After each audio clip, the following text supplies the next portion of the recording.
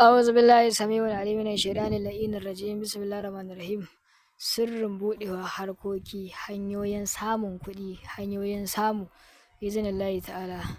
Allahumma salli ala sayyidina Muhammad al-Fatih lima ughliqa wal katibi lima sabaqa nasiril haqq bil haqq wal hadi ila siratikal mustaqim wa ala alihi haqqa qadrihi majalil azim al'ummar musulmi na faɗin duniya muna ta ganin sakonnin ku bila adadin baja insha Allah sakonnin godiya sakonnin ƙarin bayani sakonnin zamu gabatar muku da aiki sakonnin abubuwa dai ga sanan da yawa to alhamdulillah shukran da fatan muna lafiya idan farkon zuwan ka ne daure ka danna mana subscribe sannan kai danna alama all sannan kuma kai share din wannan sirri domin yan uwa musulmi su gani su amfana al'ummar sun faɗin duniya waɗannan ayoyin su ake rubutawa kafa tara ake rubuta a cikin allon rubutun sha za ku ga nan ba tara to kafa tara wannan daga farko a ƙarshe shine kafa ɗaya to za a maimaita a jikin allo sau tara sau tara insha Allah za a yi sau tara za a rubuta ba a rubuta a allon ƙarfe sau tara akwai wani gero da ake rufi da gargasa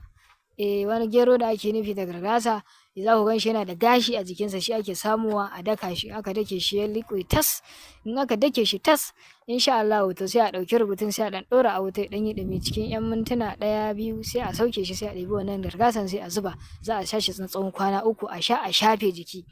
bi iznillahi ta'ala farin jinin kasuwa tsarin jiki ibdali sihir dafa'i kariya buɗewa harkoki buɗewa sana'o'i kawo jama'a za ka samu insha Allah akan wannan za ka ɗaukaka akan abin da kake nema a rayuwarka za ka ɗaukaka domin samun abubuwa tas insha Allah ga rayuwarka amma da Allah a daure a mana subscribing a mana share din wannan attajirin sirri domin yan uwa musulmi su gani su amfana insha Allah sanan mun bude wani group WhatsApp mai suna a gidan baitin sabulu insha Allah duk mai bukata mai mana magana a WhatsApp domin mu sa shi a cikin wannan gida insha Allah shi ma dai yana buƙarin wasu mutane da yawa shi ma sai mu bashi izini domin ya sa mana mutane a ciki a hada duka dai a taimaki juna biyan buƙatar mu shine farin cikin mu a rayuwa to da Allah daure a mana shi duk mai buƙatar kowane kalan aiki mutum yake buƙata ya daure mana magana a WhatsApp mu kuma za mu gabatar masa da aiki sahihin aiki bi iznillahi ta'ala bisa